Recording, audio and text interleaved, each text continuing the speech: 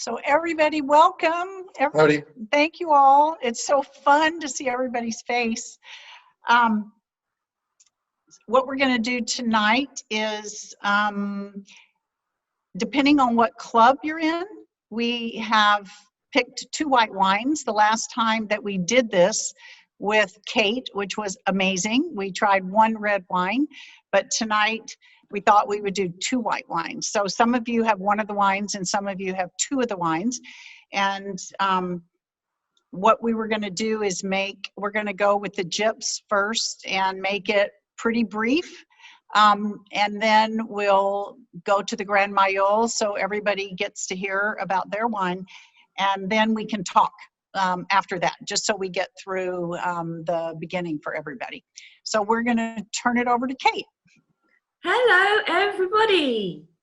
Thank you for coming back. Thank you for coming back and listening to me talk about wines again. Before we even get anywhere near the glass, I just want to put a little caveat out there. So Steve and Carol and Beth and I had a quick chat this afternoon about the wines that we're tasting today, and we did because we're extremely conscientious, and it wasn't because it's Saturday and we fancied a drink at 1 o'clock in the afternoon. We did try the wines. So we have kind of done a little bit of preparation, and there will be a little bit of discussion at the end of the tasting about what we found. But what I do want to just open up with, to begin with, is Gypse is 100% Chardonnay. And the field in which I work, which is wine education and also wine tourism, I come across an inordinate number of people who say to me, I don't like Chardonnay. Now, to those people, I would ask another question, and that is, do you like fillet steak? At which point, if they tell me that they're a vegan, I'm royally stuffed, but most people say, yes, I like a fillet steak. And then I say, okay, and what about ox kidneys? And they go, ooh, no, I won't eat ox kidneys. I'm like, okay. But both of them come from a cow. So you can't categorically just say to me, I don't like Chardonnay. You can say to me, there are styles of Chardonnay that I don't get on with, and that is perfectly acceptable. And I think a lot of the time Chardonnay gets a very bad rap from pretty crummy Chardonnays that were bulk produced in Australia, I have to say, sorry, Australia, and California in the 80s, 90s, even through to the early 2000s, when they were so oaky, it felt like you were being smacked in the face with a plank, quite frankly. There was no joy in it whatsoever. So what we have to do today is try and convince you that there are other styles of Chardonnay that don't have that overwhelming oaky, buttery, creamy, well, sometimes it's deliciousness. I have to be honest with you. There are times when I want that kind of Chardonnay, but not as an aperitif. So the one that we have today comes from La Livinière in the Minervois.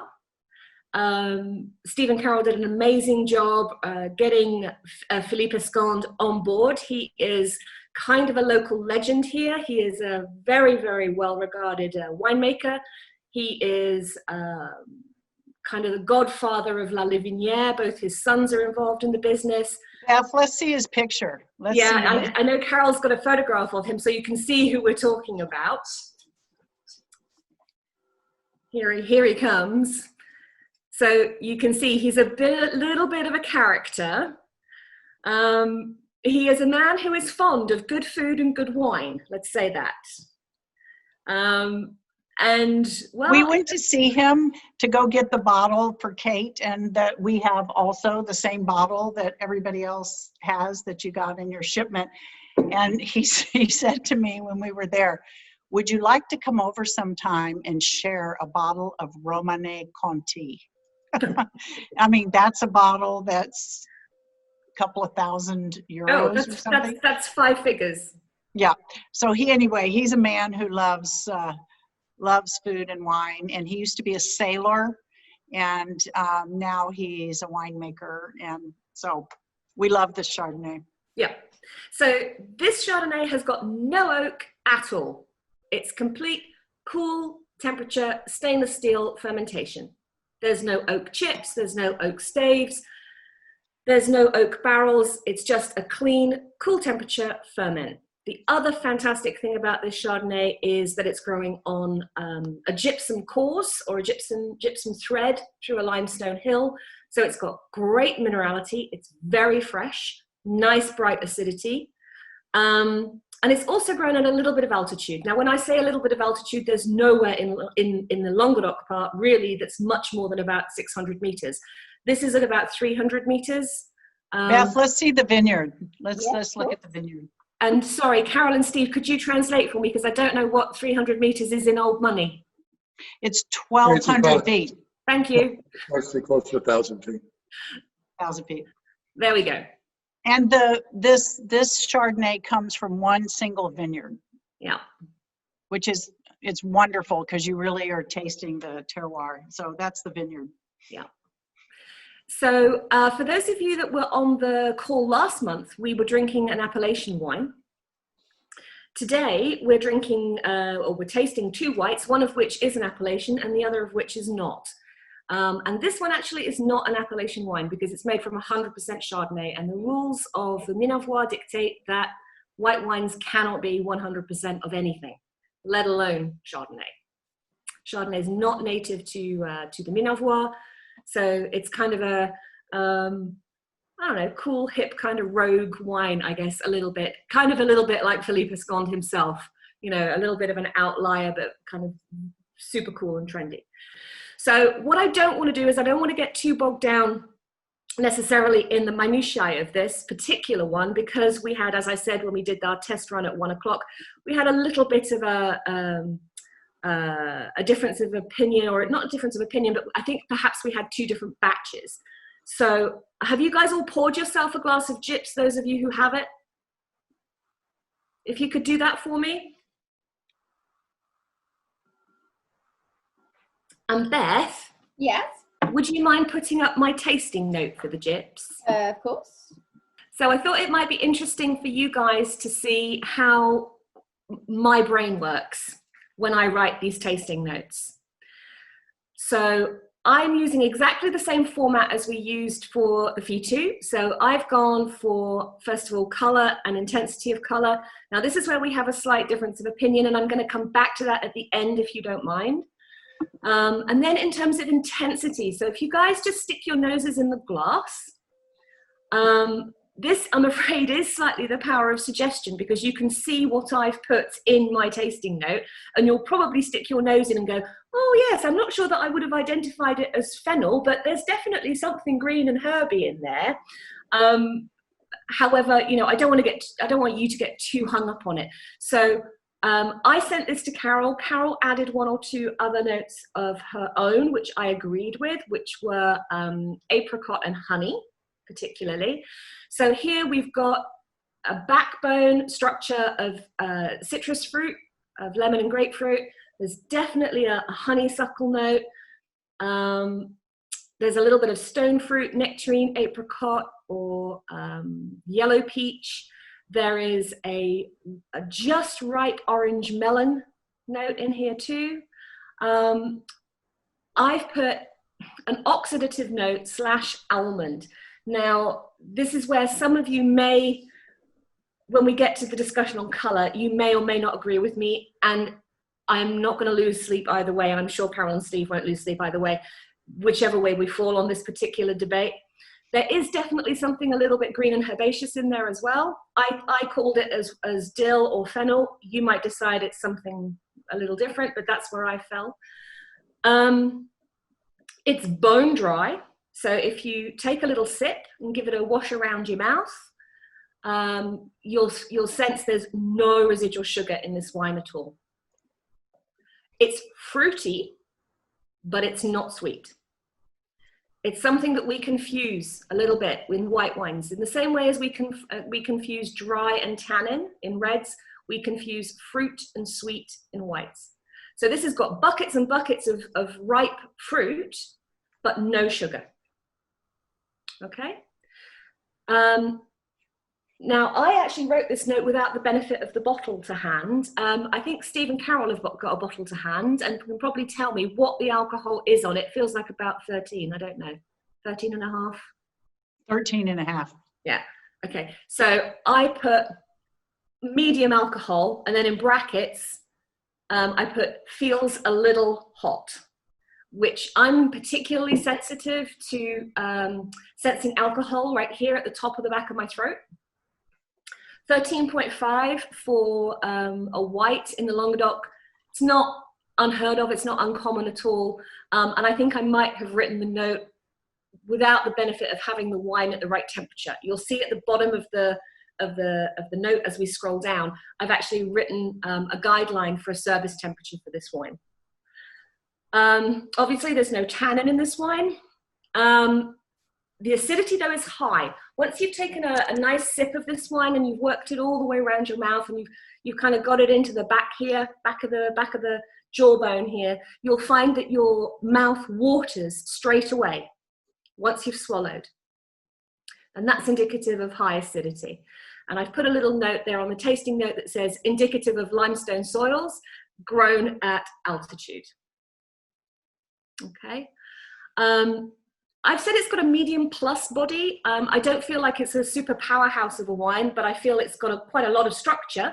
And based upon the number of clusters and aromas from flavors and aroma clusters that we found, it's got quite a lot going on for a wine. It's not just a simple wine. You know, it's got a lot of character to it.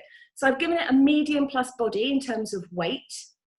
On the palate, I think the fruit sings through. I think it absolutely sings through. There's no mistaking it. It's as clear as a bell. It's got a long finish. I've given it a rating as a very good wine. And if we go up a tiny bit, there we go, tiny bit more, I've said, drink now, will hold for about 2 years. Probably not a lot more. And then what have I put here? Acidity is good enough for aging. However, aroma and flavor intensity could be sharpened or focused. It's an unoaked style. So it's not one that's going to go on forever and ever and ever. It's one that's good for right now. It's drinking beautifully right now. And it will probably hold at this quality level for a couple more years. But I get asked probably about 50 times a year about cellaring wine. Why should I cellar wine? Which wines should I cellar? Can I put things down for 10 years? Will it always get better? So when I was first having a conversation with Carol and Steve about wine education and tricks of the trade, I gave them the analogy that I'm going to give you. And you can steal this from me. I've been using this very successfully for 10 years. I'm very happy to share it with you. You are like my friends now. If you walk into TK or TJ Maxx, I don't know what you have in the States. TJ Maxx? TJ Maxx. Okay. You walk into TJ Maxx, you buy a plain white cotton t-shirt, you keep the tags on it. You hang it in your wardrobe, you forget about it for 10 years. When you pull it out, it has not become a bespoke Christian Dior piece. It is still the same white t-shirt that you put into your wardrobe 10 years ago. And maybe fashions have changed and maybe it's not one that you even want to wear anymore. Okay? There are definitely wines that can be aged and there are wines that can be cellared. And if you guys would like me to come and talk to you about what makes a wine cellar worthy, I 100% would love to come back and talk to you about it. But not every wine is capable of it. This is just the most delightful, delicious, drink it now, why on earth would you not want to drink it now kind of wine? Well, also, we don't have very many of this vintage left. And just today, the ship that came from Marseille in France arrived in Seattle today. And on it is the Gypse 2019. So we don't have any more of this wine. Along with about another 10,500 bottles. And lots of rosés. So, yes. The great thing about this wine, too, this is 18. The 19 arrived today in Seattle. We've had the 17. it's just consistent year in, year out. It's just a rock solid, consistent wine. I think great. we've ordered this wine over and over the most of any, right, Iwana? Yeah, we've ordered, people love this wine. So anyway. It's a crowd pleaser. It absolutely Thanks, is. Kate. And you know what? If I had a bottle of this in the fridge and I had friends drop in, I would pull the cork on this knowing that everyone would love it. 100%. Mm-hmm. I think it's a great little wine to have in your arsenal of stock. I think this is an absolute delight. So great. You want to speak to the color of your wine versus maybe she'll do that at the end because color of ours? Well, I can do that real quick. So when we did the little trial this afternoon, I sent a photograph. And you should know that although it looks possibly a little gloomy where I'm sat now, I'm actually sat right underneath two skylights. And at lunchtime today, when we did our pre-run, I had to move because the sunlight was so bright. And I'd taken a photograph of my two glasses, and my glass of Gypse was discernibly different in color to Carol and Steve's. Okay. So can you see the wine on the left is my glass of Gypse, and the wine on the right, excuse me, is the second wine we're going to try. But my glass of Gypse should be closer in color to the other wine than it is. The color that my Gypse is yours kind of dark as well? Yeah, I can see yours is a little on the dark side as well. So I think what may have happened somewhere, I mean, it hasn't affected the quality of the wine in the slightest. It's still absolutely delightful. But I think this wine has taken on a little bit of, it's aged a little bit quick, which is another good reason to enjoy it now, because I would hate for it to sort of start to go downhill. So if you have got one of these darker colored bottles, like I said, it's had zero impact on the quality of the flavors, but I noted this sort of oxidative tone to it. Okay, it's just something for you to be aware of, but there's no issue with it whatsoever. So we go from the sublime to the ridiculous. So I love Chardonnay. I spend a lot of time defending Chardonnay from people that tell me that they don't like it. But as I said, Chardonnay is a Burgundian grape. It doesn't really, when I say it doesn't really belong, it does belong in the Languedoc, but it's not renowned in the Languedoc, perhaps as much as it could be. However, wine number 2, this is the South in a glass. Okay, so wine number 2, we're going to switch over to Le Grand Mayol. And whereas wine number 1 was all about Chardonnay and nothing else, because that's all Philippe Escande wanted to put in it, wine number 2 is all about how wonderful and skillful blending grapes can be and what they can all do to a wine. And I'm going to give you another example, another sort of another analogy. If you have a single varietal grape, now I have to be a little bit careful with this because the laws do vary country to country. In the US, for example, you can put the name of a grape on a label, and it need not necessarily be 100% of that grape. So just be a tiny bit careful. You guys have a majority rules system over there, which we don't have over here. So here, if it says Chardonnay, it's going to be Chardonnay. But if you have a wine that's only one grape, those grapes had better be flipping fantastic quality. Because let's be absolutely honest, if you're not going to put any winemaker influence on this, in other words, you're not going to put any barrel technique or batonnage or any of that kind of nonsense on it, that fruit has got to be perfect. You know, the quality of the fruit has got to be perfect because there's nowhere to hide. If you've not got anything else to blend with it, it's got to be top quality fruit. That Chardonnay it's delicious.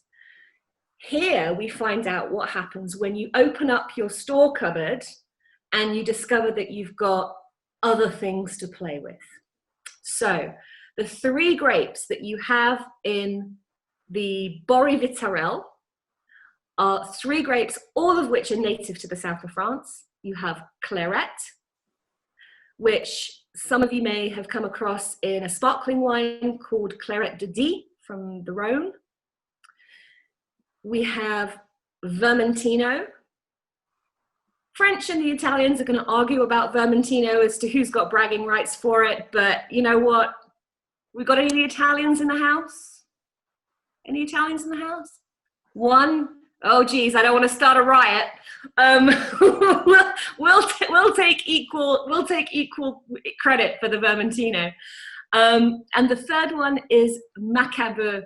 And Macabeu, actually, if we're being super technical about it, isn't a French grape at all. It's a Spanish grape called Macabeu, and it's one of the key grapes that is used in the production of cava in Spanish sparkling wine. So here we actually have 2 grapes that are fantastic at holding acidity. Okay, that's how we get this wonderful freshness that we have with this wine. Because, sure, I'm teaching my grandma to suck eggs here, but as you build sugar in a grape, so if you think about the after veraison, after the color change in the grape, that's theoretically when we're looking for that period where we're building sugar in the fruit. So as the sugar rises in the berry, acidity starts to drop. Okay, so it's like an inverse proportion. So in the south, we have a lot of sunshine. We have no problem ripening grapes. We can get, well, you saw, we can get 13.5%, 14% even for a white wine. We can get 15, even 15.5% for a red. So we've got no problem building alcohol. We've got no problem producing sugar. What we do have a problem with is hanging on to acid. Because if all you want to do is build sugar to build bricks for alcohol, you're just going to end up with a very flabby, unbalanced, unappetizing wine. Okay, we need that acidity. You have to have some acidity, otherwise there's nothing refreshing about the glass. Huh? So both Macabeu and Clairette manage to hang on to acidity even in hot temperatures. Happily, they're both also pretty drought resistant, which is good news for us because we're getting less and less water with each passing year because, you know, climate change, unfortunately, whether or not you believe in it, is starting to become a factor for us here now. Well, it's also starting to become a factor in other parts of France where they're now starting to plant Mediterranean grapes further north because of the ability to counter low rainfall. So it's a real thing for us. So those of you that have got it, let's sniff it.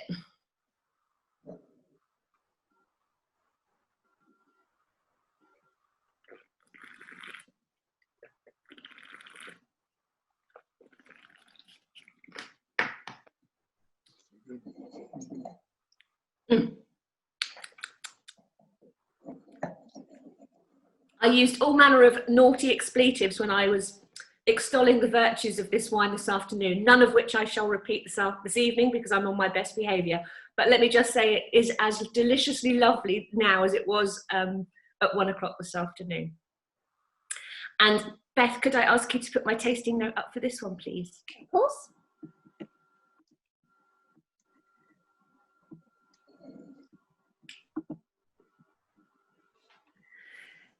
So, what have I said here? Pale lemon on the colour spectrum.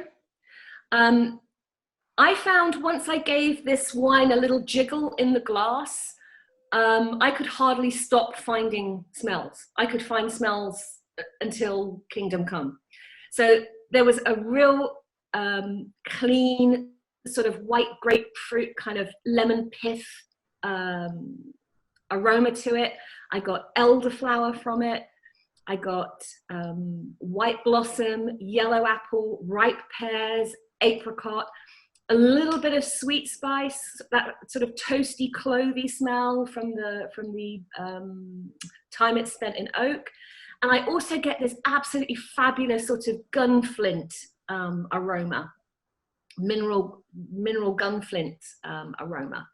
Absolutely delicious. What do I put? This is a June afternoon masterpiece of blending. Yeah, there we go. I obviously got quite carried away at the end. Vermentino, aromatic and mineral, immensely quaffable. Yeah, I obviously quite liked this one. I said medium alcohol again. I have a feeling it's probably playing in roughly the same ballpark as the other one, possibly a little bit less, but again, sort of 13 and a half, I would guess. If it's higher, it's disguising it very well. Carol and Steve are just checking. I think 13 and a half. 13 and a half. It is. Yeah. For me, and this is just a personal preference, this is not an official guidance, this is just a note to self. I think the alcohol in here is absolutely dreamily integrated. I think it's really, really beautifully done. Well, Kate, you said that this was like a masterpiece of winemaking. What are you referring to when you say that? So for me, you've got beautiful, crisp, clean fruit, which is coming from both the Vermentino, which is quite an aromatic grape, and the Claret. And the Macabre is what's giving it that sort of Macabre when you harvest it at low yields, and so you have to be a bit careful with it. But I know these guys take tremendous care of their vineyard, which is probably why you like their wine so much, because they're so careful. Is if you yield Macabre low, it has the most amazing affinity with oak. Okay, the reason that you don't know that you know this, you know the 4 stages of consciousness? Yeah. Right, so the reason that you don't know that Macabre works with oak is because a synonym for Macabre is Viura. And where do we find Viura? In white Rioja.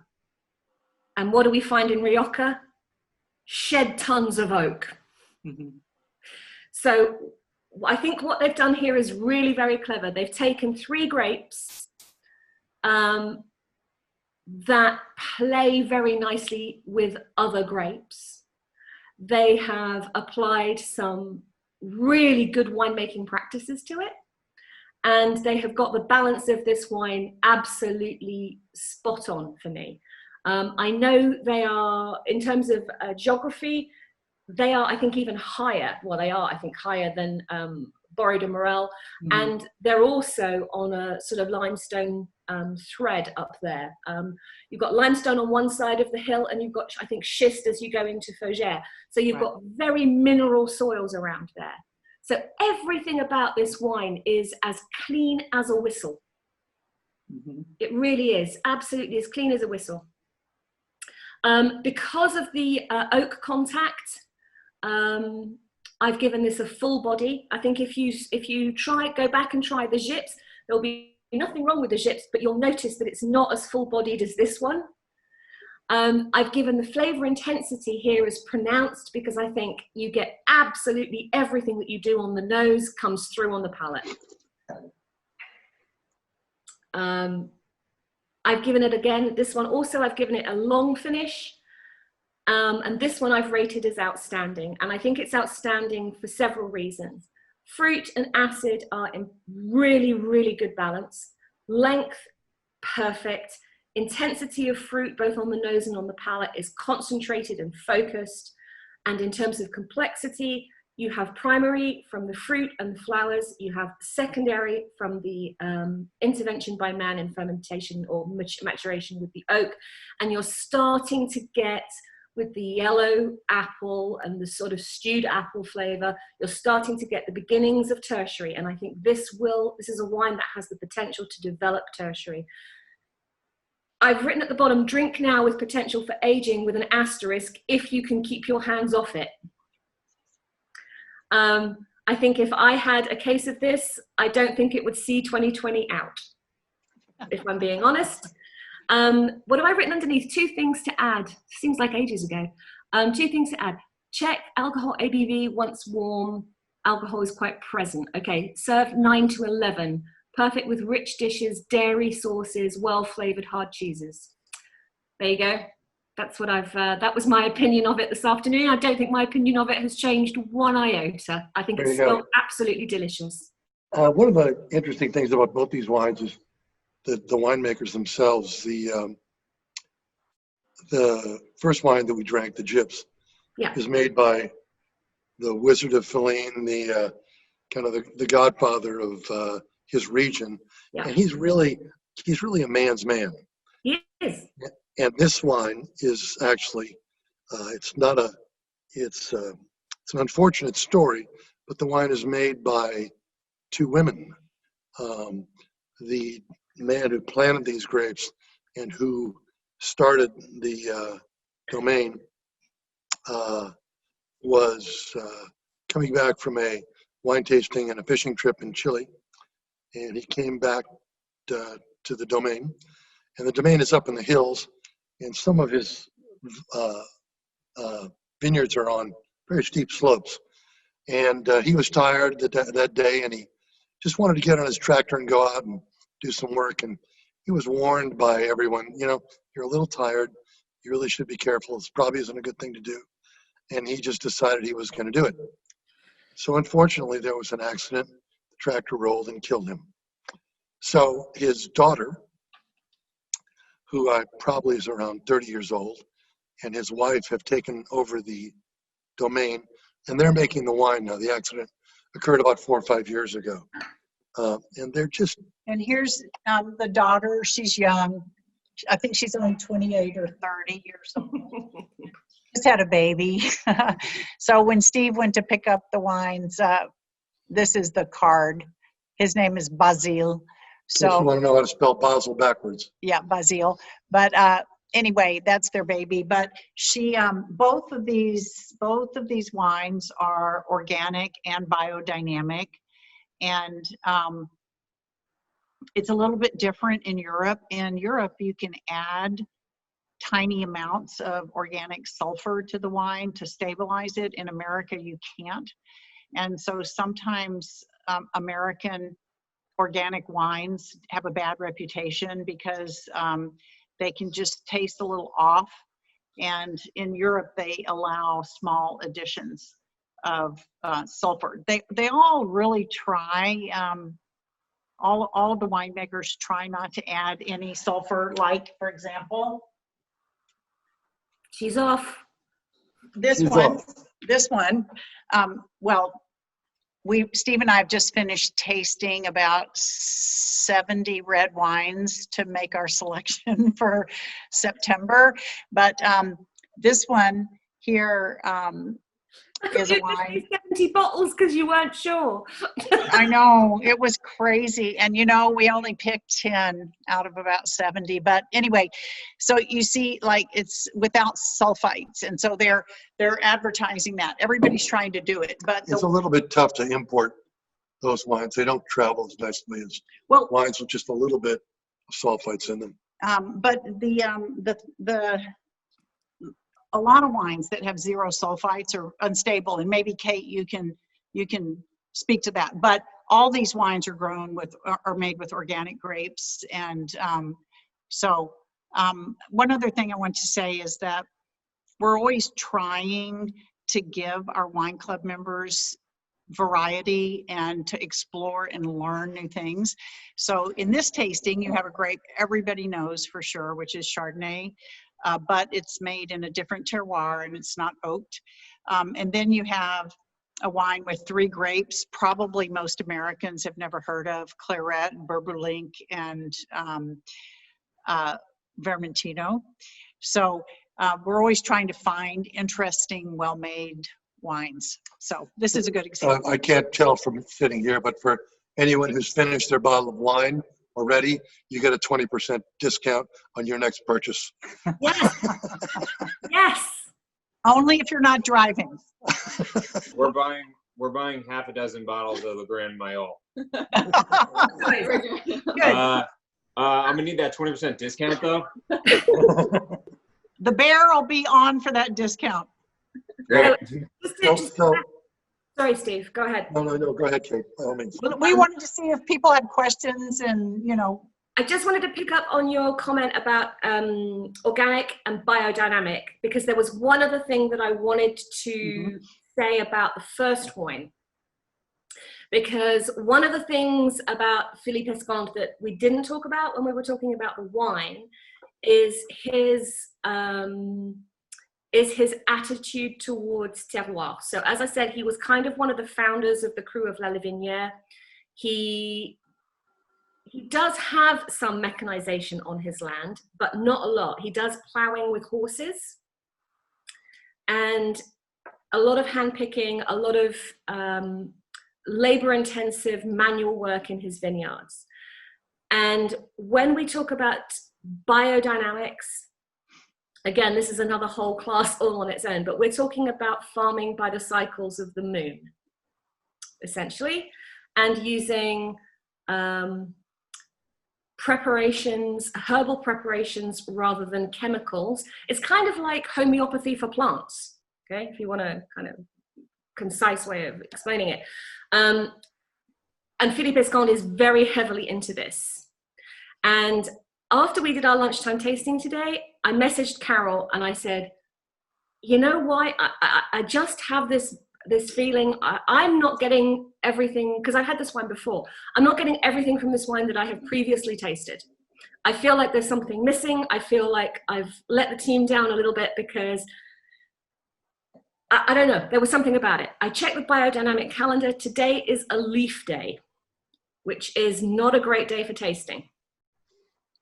So if you have any Gypse left over and you have some method of vacuuming it or preserving it and refrigerating it until Tuesday, Tuesday is a fruit day. It would be worth going back and retasting it on Tuesday. You know, Kate, I feel sorry for you. My calendar has 365 fruit days a year. Just to interrupt very briefly, I think we've got a question. I've definitely got a hand up. So I think it's Iona. Hi, it's Manuela, actually. Ioana's here. Hi, Carol and Steve. Ioana. So good to see you guys. Good to see you too. I have a question for you, Kate. You mentioned that the Grand Mayol, you can age it. For how many months you would recommend? Well, putting this in the cellar, so the 2018. This will hold for at least 3 years before it starts to significantly alter. Do I think it's one that I'm going to stick in my cellar for 5+ years? Probably not. For but sure. It's not, I wouldn't be afraid to hold on to it for a couple of years to see what happens to it. I think the concentration of the fruit and the high acidity is enough to support it. And the fact that the winemaker has obviously chosen, I would say, the best parcels of grapes on plot to make this wine and treat it with time in barrel would probably support the thesis that it would age for a little bit. And I think it would develop interesting aromas. I think that's the other thing that you have to think about when you're talking about whether wines will age. All wines can age, but it's a question of whether they get any better. And of course. And with some wines, like the Gypse, for example, that will age, but it won't improve. And it won't radically alter. Whereas I think this is a wine that has the ability to go on a little bit of a journey. Awesome. Great. Thank you so much. Very helpful. Yeah. I was just going to ask if you could go, we were, it cut out a tiny bit when you were talking about the relationship between sun, sugar, and alcohol and acidity. And we were both really interested in that. And I was wondering if you could just talk a little bit more about that sort of ratio and how that expresses itself in the taste of the wine. Sure. Okay.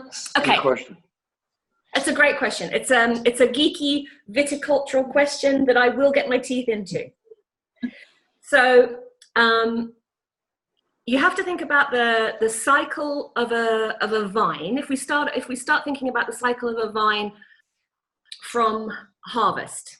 So we've picked the grapes. All that's left on the vine is the leaves. Yeah. The vine then goes into a state of dormancy for about, I don't know, 4.5 months. The leaves will fall off and we will prune. Usually December, January time in the Northern Hemisphere, we'll prune. And what we're doing by pruning is not only are we keeping things under control in terms of the capability of using mechanized farming, like tractors and trailers and stuff like that, but we're also enabling the plant to produce reserves of carbohydrates.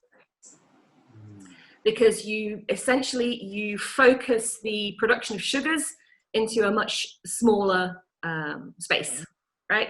So you're basically cutting the carbohydrate production down into the trunk, and usually either 1 or 2 spurs, depending on how you're pruning and the style of vine that you've got. So after pruning, let's say mid-May, we'll get, well, no, earlier than that. March, we'll get bud break. So we get the start of new leaves coming through, new foliage starting to emerge. And then April, beginning of May, we'll get flowering. And flowering is the most crucial, really, it's the most crucial time of the year. So you've probably seen, if you've drunk a lot of old world wines, we get very, we get very proprietorial about yield, okay? So we're very focused on yield. In other words, how much one particular plant can produce, right? So have we got any gardeners? Anybody grow tomatoes? I do. Yeah, okay. So tomatoes are a vine, right? Yep, tomatoes are a vine. So you get a fantastic tomato plant. You get an absolute load of fruit off the plant, and the plant can't ripen everything that it produces. So you end up picking little hands of tomatoes off and putting them on the windowsill to ripen, right? That's what happens. The plant gets so much fruit, it can't ripen itself. So a grapevine is it's in the same situation. If you don't prune it correctly, if you don't prune to the correct yield, it will throw so much fruit that the plant can't ripen it. So in the bad old days, when the Languedoc had this reputation for being this bulk producer of pretty crummy quality wine, it was because we were growing vine or wines at enormous volumes with huge yields where we couldn't ripen the fruit. So we had these awful kind of green bell pepper, unripe, stalky flavors, tannins that were out of whack, acid that was out of whack, flavor concentration was low.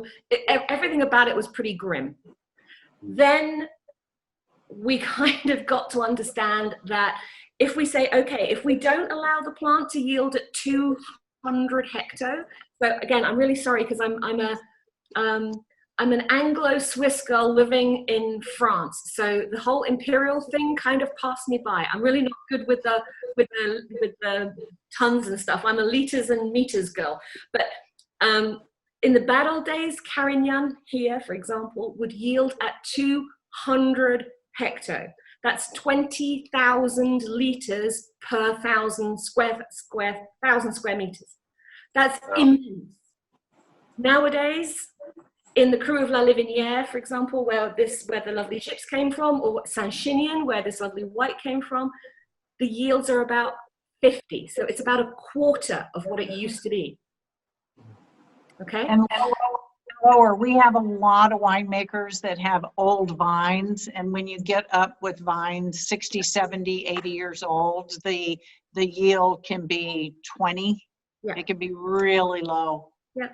So you have this dilemma almost of, of when a vine suddenly stops becoming viable, because the same amount of work has to go into looking after a vine that yields 20 hecto as one that yields 40 hecto, and you can't get the same, you can't double the money for half the yield, right? So we've done the pruning, we've done the bud burst, we've done the flowering, and the flowering is the key bit, because if we have either a lot of wind or a lot of rain, we're stuffed, because we get incomplete bunches, and the yields can be very, very badly affected. And with a bad show of weather during flowering, we can have big problems. Okay. After flowering is over, if you go and look at a vine, you'll see it's called the inflorescence, which is rather a pretty word, and it does kind of look a little bit like if you've ever seen an elderflower, it looks a little bit like that, but it's smaller, and it has these tiny little pinpricks all over it, and those are actually the baby grapes, but they are the head of a pin.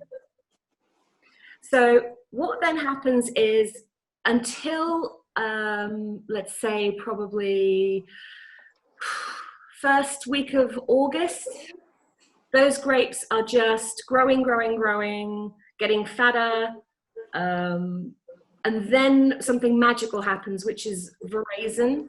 And veraison is when the grapes start to change color. So even, because they're all green to start with, right? All grapes are green to start with. So at veraison, the green grapes that are going to end up being red grapes go this gorgeous kind of mauvey purpley color, and then they go red. And even white grapes kind of go from bright green, like lime green, to a sort of translucent green or yellow color. Yeah. And it's during that period that I'm talking about, Tom. So that's the period when the acids in the berries themselves are being, basically they're being squeezed out, because the juice is accumulating sugar with photosynthesis. Okay, so photosynthesis is basically ramping up the sugar content inside the berry. But as the sugar content rises, the acidity level falls. And does the sugar content increase more rapidly with the sun because the sun speeds up the photosynthesis? Yeah. So it needs to be warm, dry, and sunny. And well, warm, dry, and sunny, warm, dry, and light exposure. Right. Yeah. And so you've got this situation where it's critical for all wines, but it's super critical in whites, because once you go past the point of no return, you're stuck. And the only way back then is to get out your chemistry set. And as much as I hate to say it, and I'm sure that none of the wineries that Carol and Steve work with do this, but because we are in European Zone 2C, I think, down here, we do have the right to acidify. Because we are so perilously hot and dry. So we do have the right to acidify. We tend to acidify with tartaric acid. You can acidify also with citric acid. Citric acid's much more difficult to control. And there are tables. If you're super interested in this, I'll make sure that I can send the table of information to you that shows you which European or which global regions allow you to both chaptalize, which is to add sugar if you haven't had enough sun, and to acidify if you've had too much sun and not enough acid. So I'll make a note and I'll get the charts to you. But Kate, in America, chapatization and acidifying wine, is that pretty common? Is it allowed? In the US? Mm-hmm. Well, I think the US is a very unique market insofar as the gap between the mass market drinkers and the drinkers of good wine is a lot bigger in the US than it is in Europe. And when you're looking at bulk production in the US, like the stuff that comes out of Central Valley, California, I imagine all manner of chemical processes happen to a lot of the stuff that's produced there, like, you know, Barefoot and Echo Falls and all that kind of, you know, ginormous production. Because the reason that they have to do it that way is because people that buy that kind of wine want the wine to taste the same every time they buy it. And we all know, because we're all clever people, well, the people here are all clever people, was I'm going to ask who's the lady that's the Italian. Are you guys up in the Pacific Northwest? Seattle. Yes, yeah. Okay, all right. So has your weather in 2020 been in the first half of the year like 2019 or 2018? Has it been much rainier or much cooler, or? It's a little warmer. It was in April, and now it's quite cool. Okay. Okay, thank you. Because I've seen photographs from friends of mine in Canada where they've had the most amazing spring. And then a friend of mine in Finland was shoveling snow last week in June. Yeah. So the point here is that we almost never get exactly the same weather every single year. So if we don't get exactly the same weather conditions every single year, we can't make exactly the same wine every single year. So vintage variation happens. We can have wines that are reliable in profile because the winemaker puts 2 or 3% more of Claret in this year and 14% more Bourbon in than last year, or 2% more Chardonnay and 5% less Grenache Gris, because they will find a way of balancing the wine to make the profile and the house style of the wine remain the same. But bulk producers have to do it with chemistry. Mm-hmm. They can't do it any other way. Well, I had a question just following on John's question. So, so as the sugar content goes up due to the photosynthesis, there's a relationship there to the acidity. Yeah. And like one of the things that's so good about both of these wines, but like we're drinking the Grand Mayol now, is it's got this really lovely acidity that makes it refreshing in your mouth and you want to keep drinking it. And so is that just the grape variety, or is that when they harvested the grapes before it lost the acidity, or what is it? It's a double whammy. It's two things. So first of all, the varieties themselves, particularly the Claret, but also I called it Macabeu before, it's Bourbon. Also the Bourbon, they have the ability to retain acidity. It's a characteristic of the style, but also because here you're growing at altitude. And when you have altitude, you have strong diurnals. So diurnals are basically, the diurnal temperatures is the difference between the hottest that it gets during the hottest point in the day and the coolest part of the night. So if you have 40 degrees at 2 in the afternoon, but 10 degrees at night, that's a 30 degree diurnal. That's huge. When you have strong diurnals, that tends to happen either by latitude or altitude. So in this case, it's done with altitude. So the higher up you get, the bigger the difference between the day and the nighttime temperatures. And if you can cool the berries down as they ripen, you get better and more mature phenolic ripeness in the fruit, but you also manage to hang on to the acidity, because rather than the sugar going rush, rush, rush, rush, rush, rush, rush, build, build, build, build, build, all of a sudden the temperature drops and it goes into reverse. So you build and then you stop and then you go into a reverse. So you build, you stop, you go into a reverse, and it extends the ripening season. So the higher up you go, the longer the ripening season is extended. Anybody else have questions? Kate, thank you. Oh my God, we could talk for hours. Well, have a drink first. You must all be parched. I have two questions. One is, maybe this is the last class of the season, but I was wondering if we could do one on rosés at some point. Yes. Yes. We, unfortunately, because of the COVID problem here in France and all over the world, our shipment, which should have left France April 1st or 2nd, didn't leave until about May 10th. No, it left like April. No, it 20th, left in May. 3 weeks late. Anyway, the bottom line is the rosés just got there today. So it's going to take us a while to get them together, give them a few weeks to settle, and then we'll contact everyone on our in the clubs about rosé purchases.